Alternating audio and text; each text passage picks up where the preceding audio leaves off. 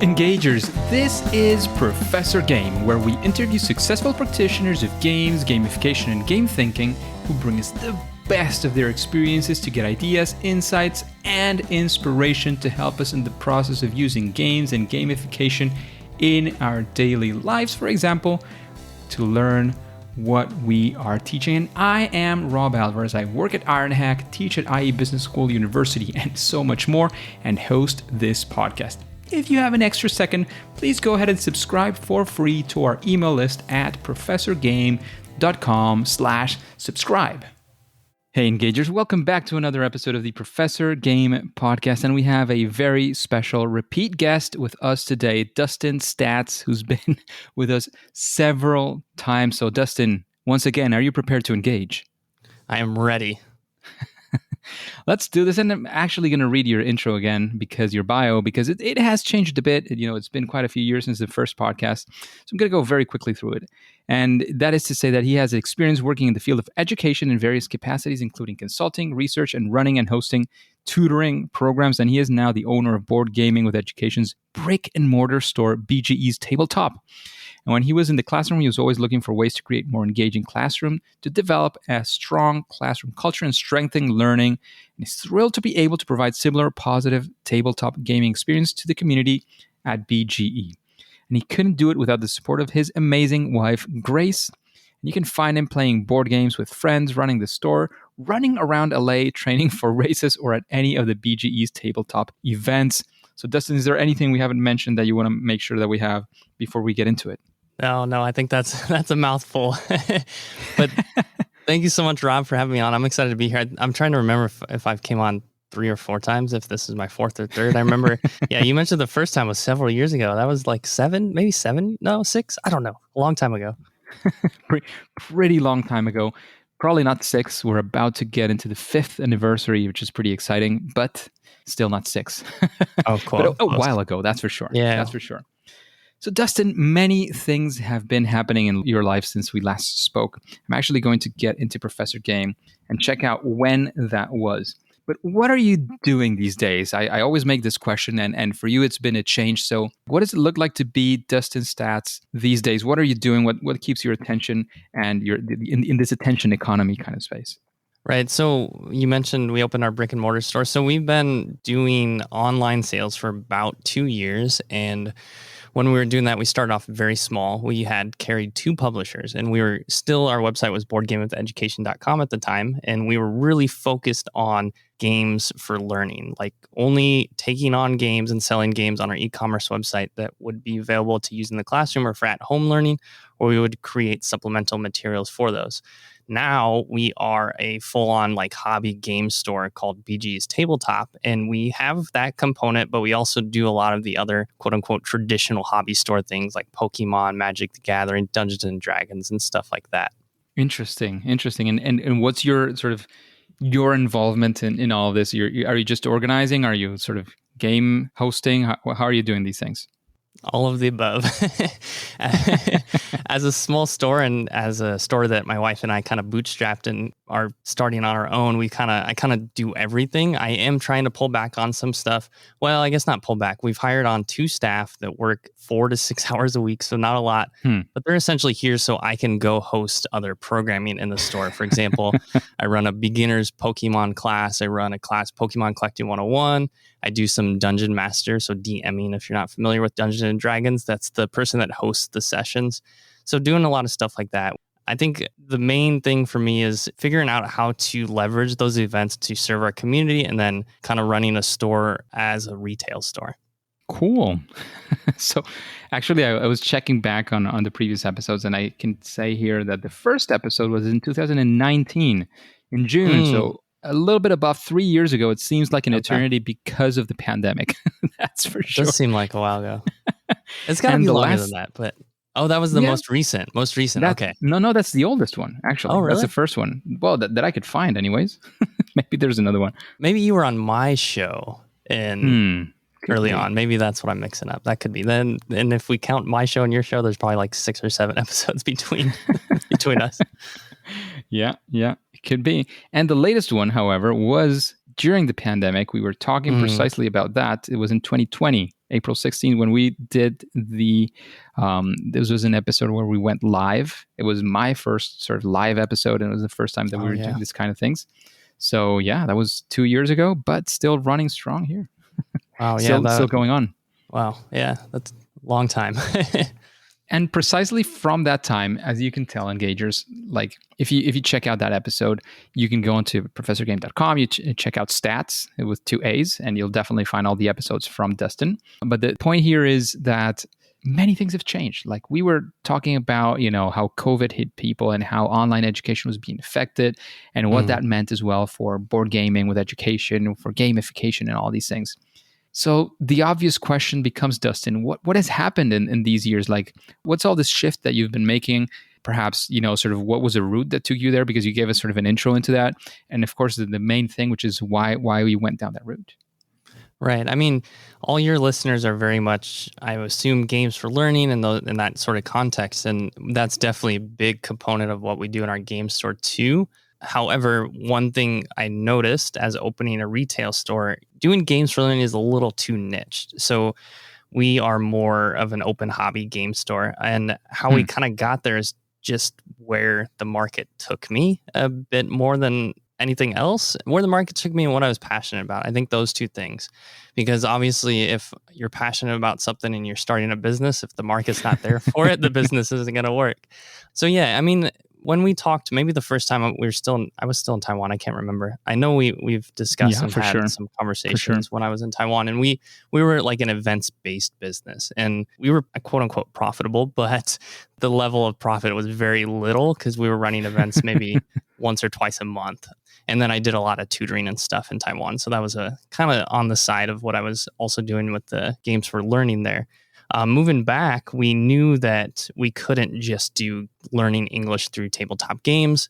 So before we moved back to Taiwan, we kind of shifted our focus to board game with education instead of board game with English. And we wanted to do the same thing here, but we were going to do like maybe content-based learning. So we would have a STEM board game camp. We would do things like that. And of course, the pandemic hit and we shifted to an e-commerce model. And from there, over the pandemic, what was really cool, and I don't know if this happened in other parts of the world, but it definitely was something that really blew up here in Los Angeles, were like quote unquote farmers markets or night markets or exhibits, like a lot of like temporary setups. Like they had one huge one outside of the mall here.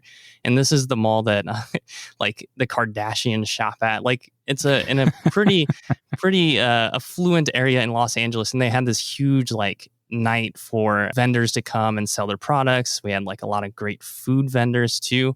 And so we started doing a lot of that stuff starting in March of last year. Oh my gosh, my timeline's all mixed up. I don't know the exact time, but it was about 2 years ago, maybe a little bit.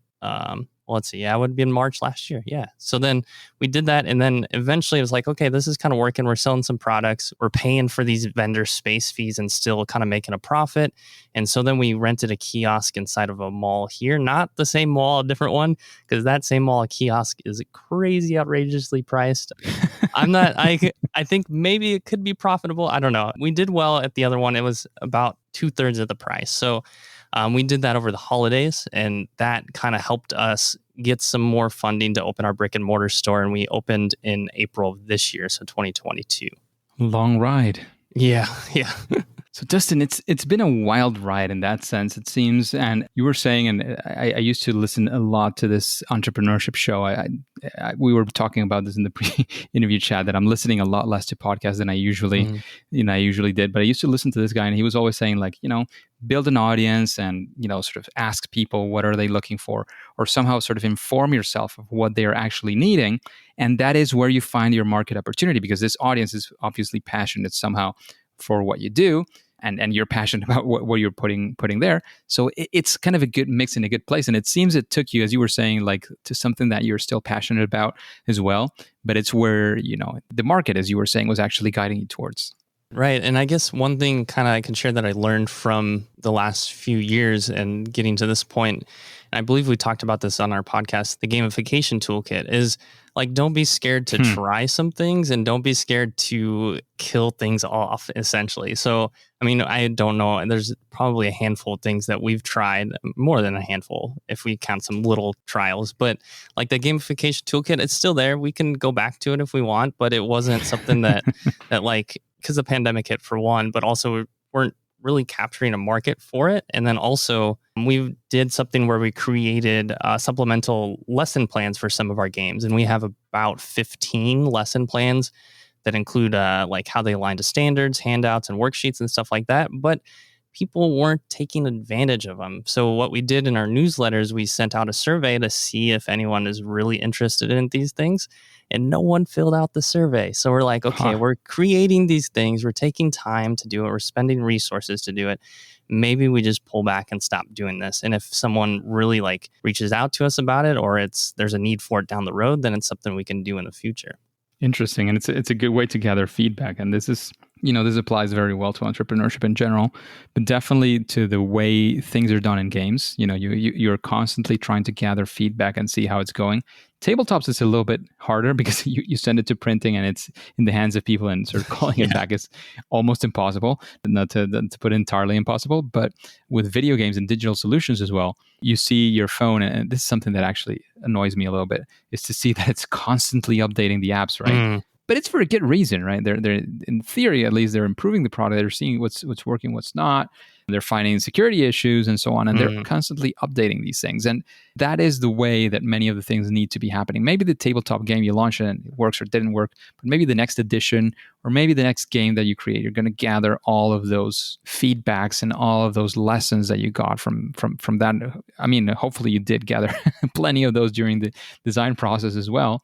But it is always another opportunity. There's yet another opportunity for you to gather feedback and to get better at your craft, at whatever it is that you're doing. Right. And before we kind of carry on the conversation, I want to share a gripe I have with updating things because I hate, I always have to call my wife, say, hey, turn on my PlayStation, make sure my game's updated so I can play tonight. Because otherwise you have to wait like a couple hours. And it's like, oh man, we had an appointment. I had a date set with my cousin to play, and then now I can't play. Yeah. I literally remember with a lot of spite as well. In particular, and don't get me wrong, I love the game. I love Fortnite, and I play it, more than I should probably. Every time I turn it on, and it's like, I'm gonna play and gonna win a few crowns today, and every time that happens, it says updating. And it never takes under 45 minutes.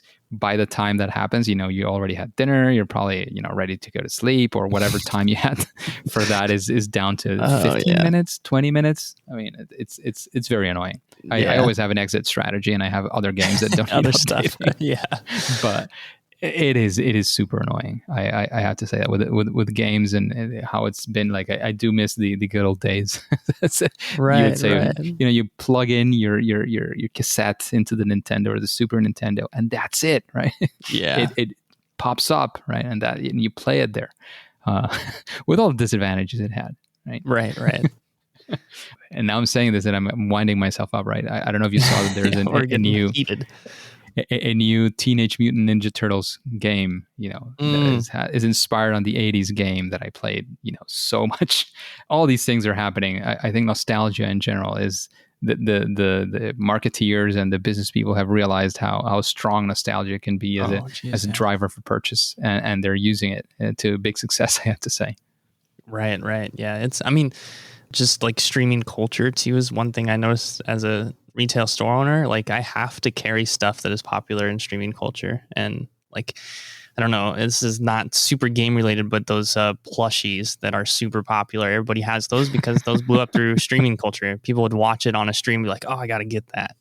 Yeah. And sort of bringing it back, because you were mentioning this, and it is interesting to always like have some more insights into what you guys are doing at these stores. Is so you usually, I'm guessing, you mostly have board games and you have your events.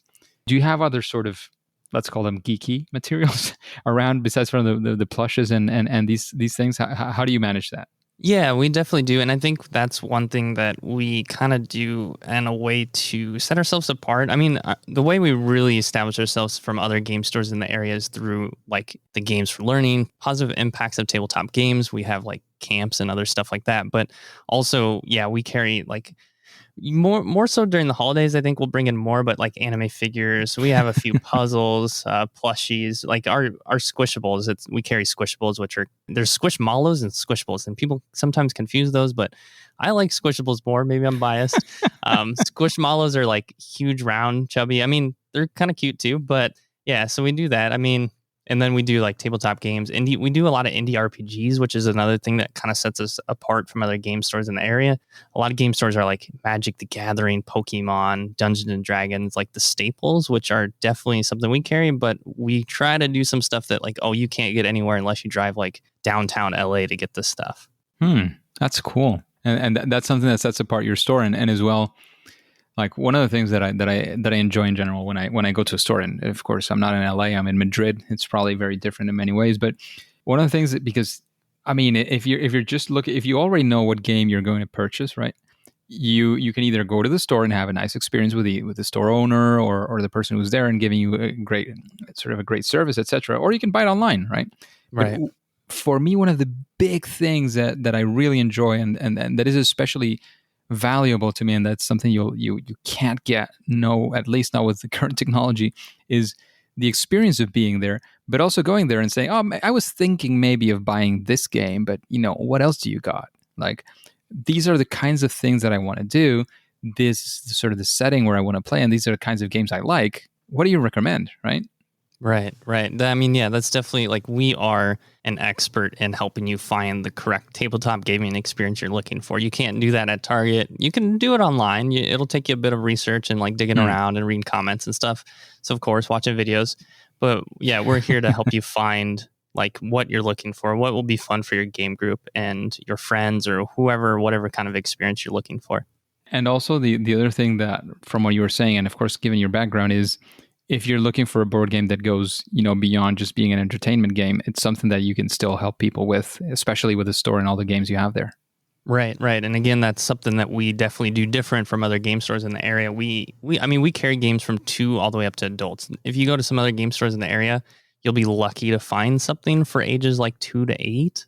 They might have like 1 or 2 games sitting around, or like something that's like really popular. They have a few copies of that. But yeah, we have a wide range of games from like that age range 2 to 8 that is kind of hard to find in game stores. Of course, like big box stores will have that stuff.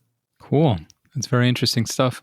Like, again, because as you were saying, like what differentiates you from other stores in the area, right? Because in the end, it's a very local business, and like a board game store is something that you drive up to or you walk to. It's not something that you travel around the world to see. It's not like you go to, I don't know, Disney, something like that. Right. You travel all around the globe or to several cities. It's something that has to be local. So the way that this is super different from other things that are going on is it has a massively local component, right? So if you took your exact store and you put it outside of LA and you try to put it, let's say back in Taiwan, right, which is where you were living a few years back, how different would that store have to look, or what would have to be like significantly different? And again, this is assuming, of course, you tinkered probably and improved some things now that you have the store and so on. But if you were to set it up like from scratch in Taiwan, what would be like seriously different? Right. I guess, I mean, the main difference would be marketing and or bringing an experience for learning English. That would be a big one. When I was in Taiwan, marketing was really a challenge for me because I didn't know the culture well enough. And then also we tried to get by with translations or having someone help us a little bit, not hiring on a full on, like this is our marketing translator for our marketing material. If I did it, open the game store in Taiwan, I would definitely be hiring someone to be that point person. Because yeah, that was our biggest challenge, is kind of promoting that to local Taiwanese. I mean, there are people in Taiwan that are very familiar with Western culture, and then the English marketing might connect with them, but not our Taiwanese or Chinese Mandarin marketing materials. Because it's one thing to go online, right? And even if you have sort of a little bit of a broader area, and to find people who are like that, then to you're literally in a neighborhood, Yeah, and it's the people of that neighborhood, right? We would set up outside Dongmen, if anybody knows Taiwan, that station, and we would hand out flyers to people because we had our office inside our apartment. That's where we hosted classes and stuff and my tutoring. And so, yeah, I mean, I would be out there handing people, and I couldn't talk to them. All I could hand them is that flyer. And then maybe if they speak English, I can communicate a little bit better. But yeah. It's interesting how that would be. Like, there's definitely, and then you would probably be adapting what are the games that you carry and so on. But those are the sort of big highlights because there is a language barrier. But then if you also go to, I don't know, Boston, which is a very different city from LA, there's probably going to be differences as well.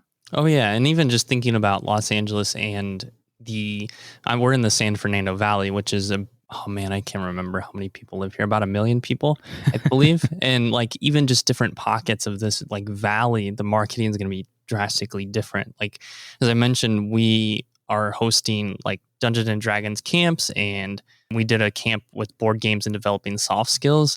Stuff like that works really well where we are at because there's a lot of families and parents with kids in the area. But if we were closer to, I don't know, there's Ventura Highway, we could probably still kind of pull that stuff off, but there's not as much of a market to capture in that sense. It's very interesting. That's so different from the usual things that, at least in my career, I've been used to it.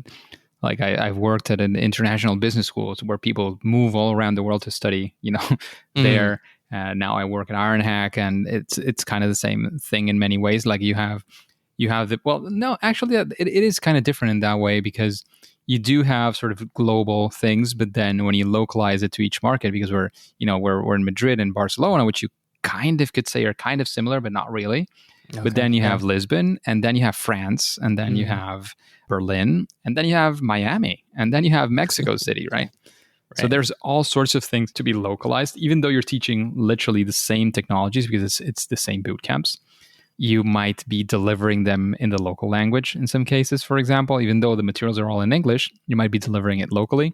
And then, for example, I know in France, sort of the certifications are a big thing, right? So there are some slight changes to make so that, you can adapt to those certifications and how that works. So that could kind of be my closest experience to that, because the other ones are too far back for me to remember at this point.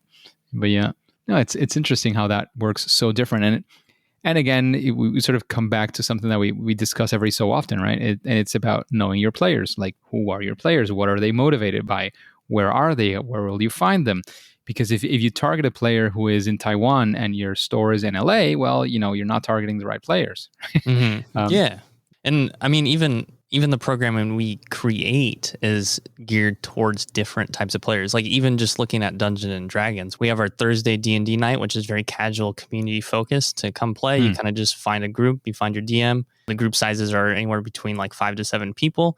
And then we have our learn to create your first D&D character classes. And that's for someone who's never played D&D before. They want to create a character. Okay. We have learn to DM for beginners. So someone who is the DM of their group and they want to get a group together to start playing. And then we also have D&D for kids. So like, yeah, there's a whole wide array of players, even within games, like this particular game.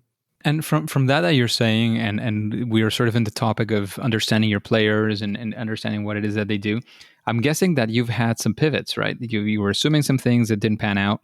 Do you have any memory of any of those pivots or things that you assumed were going to be one way and it had to turn out to be another one and you had to change? Oh man, we're still pivoting. we're still such a fresh store that we're still trying to figure out our community and figure out just even the days of the week that work for everyone and what days of the week work best for different games. Like our toughest community to grow so far. And I think hopefully if anybody's familiar with Magic the Gathering, they have a new set coming out this Friday. I don't know when this episode comes out, but it's Dominaria Remastered. And I'm hoping this brings some Magic players out of the woodwork to come to our store. But that's been the biggest challenge. We've been trying stuff out for Magic to try to get our community growing. And one challenge with that is there are already those stores in the area. But we've never that was never our real entire focus. But we definitely know there's still some market. There's a market to capture with Magic the Gathering because it's a pretty big card game and community too. It's amazing to see how it's still going strong. I literally remember doing that in high school. Yeah. I mean, it's been a while. I think it came out in 92. And it's Yeah. definitely that and Pokemon. I don't know. I would have to look, but they're definitely the top two. And I feel like Magic might be above it. I don't really But know. Pokemon came out like the series in the Game Boy game, but Mm. the card game, did it come out around the same dates? I I want to have say it no was idea. like a year or two later. I'm not 100% certain yet, but it definitely, the Game Boy came over first. And I recently watched this marketing promo for the card game back when Hmm. like the old school video. It was pretty clever, pretty unique. If you have a chance and you're listening, look up Pokemon TCG first marketing video or something like that. It's pretty cool. That's cool. That's cool. I have good memories of Pokemon and of Magic the Gathering. And to be fair, now you're saying it started in 92. I realize that it had actually been going strong already for some time when I started looking into it. So that's amazing. I have to Yeah. say. Yeah. I graduated from high school in 2003. So you can gather. Oh, geez. It's been a Yeah. while. Yeah. And it's growing even more now because they have the app and they've done a lot of like promotion on, I don't know, YouTube videos and stuff. And I think it's really been helping the community. I mean, I know most people are familiar with the rapper Post Malone. He's a big Magic player, and they brought him on to play a game on the show, or like I guess it's an app called Whatnot, and you can purchase like cards and stuff. It's a live streaming shopping service, and they brought Okay. him on to play against a fan, and if the fan beat him, he would give them $100,000. So that like Ooh. huge promotion for Magic and the streaming service Whatnot. I mean, Whatnot, they do a lot of crazy stuff like that. Interesting. So that's, and you can see engagers like the spirit of Dustin is very, very much into, the whole iterating and seeing what things are working and what they're not. And you can see like from small pivots where he's changed big part of his career path at this point, like from tutoring and doing some board gaming with education and English language learning and all these things to now actually owning a tabletop store, Right. Yeah. brick and mortar, right? And still learning and still changing and pivoting and seeing what works and what doesn't. Right. Yeah. I mean, when I moved to Taiwan, we always wanted to open, like my first plan was to open a school. Okay. So then eventually I wanted to open up what we're doing here, but then I realized it was a lot smarter. I'm glad this happened. We started e-commerce first. We started doing pop-ups, then we rented a kiosk, and then we were like, okay, we can do it. And we opened the store. From building a school to building a tabletop store with kind of some shared objectives there. There's some education involved as well. And there's plenty of things of, building a community that also help people learn plenty of things as well. So, you're not so far from home in that sense, right? Yeah, I guess I just really admire creative or outside the box ways of learning too. And that's probably why a big appeal of game-based learning, gamification was so big to me. Maybe also because a quote unquote gamer background. I mean, I feel like everyone has a gamer background though. At this point. Yeah. Cool. And you've mentioned your wife, Grace, a few times. And I think I remember you saying that you're actually like partners on this venture. So you're both all in with the store. Oh yeah, she's a big help. She does work full time now, and that's part of the reason we hired on some staff, because I was taking her away from her own time too, and it was just a bit much, I think, or both of us. And so having the extra staff is nice because now she helps. Like, it's not she has to be here. It's more like she helps where she can.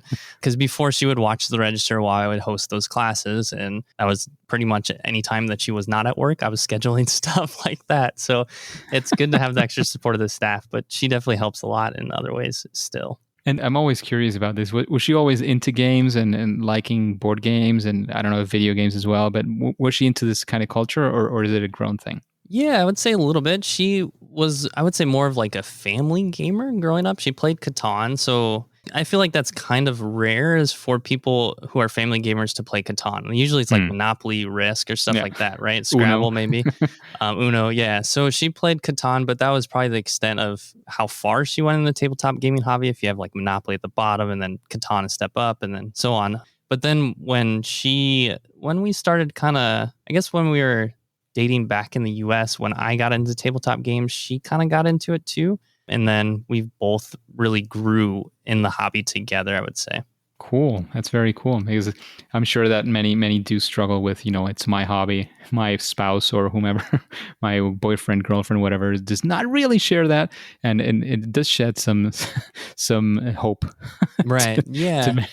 I mean, she's definitely not a video gamer. So she does Yeah. ceramics. So that's her kind of like her hobby. And then my hobby Mm. is maybe video games. That would be the two hobbies that we don't overlap. But other than that, we kind of, and I do a little ceramics. I kind of help her with stuff, but very little compared to how much she helps me, I think. That sounds amazing. So, Dustin, I don't know if there's anything else you'd like to share of your sort of new career path. If I would love to say that we have a bunch of listeners exactly in the neighborhood you're at in Oh, LA yeah. that will visit your store, but I'm not. I wouldn't commit to that. I wouldn't sign my my loan or my house on that. But is there anything you'd like to share? I don't know, anything of your experience, anything. I don't know if there's anything digital that you guys are doing that people could share on. I don't know, or any words that you'd like to share on what your journey has been up to now. For sure. Yeah. I think, well, you mentioned digital. We did launch a podcast, video cast too, called BG's Tabletop Talk. It's really hard for me to say, and I'm kind of regretting that name, but you can check it out. It's on podcast platform, YouTube. And then if anybody's in the store, just be like, hey, I heard you on the Professor Game podcast, and That I'll would be amazing. I'll give you a slight discount. That would be absolutely amazing. If you do get that person, please just let me know. I don't want to stalk them or anything. I would really be excited to know that For sure. there's a listener in your area as well. That would be super cool. I mean, LA's big. It's, Yeah. I mean, they could be in LA and it's a 2-hour drive to our store. Yeah, exactly. That's why I say like in your area. Yeah. More than anything, because you can say, oh yeah, I'm also in California. It's like, yeah, well, California is pretty big. Well, I'm also in LA. Yeah, 2-hour drive perhaps, Still, depending yeah. on where you are. So if they are, in your area and they get to visit your store, that would be like super exciting, at least for me. That'd be cool. So just please do let me know. So Dustin, once again, thank you very much for showing up, for being here with us. Hopefully we'll continue to collaborate together in the future, do something, depending on what your curiosity and your market is taking you. I mean, but at least for now and for today, it is time to say that it's game over.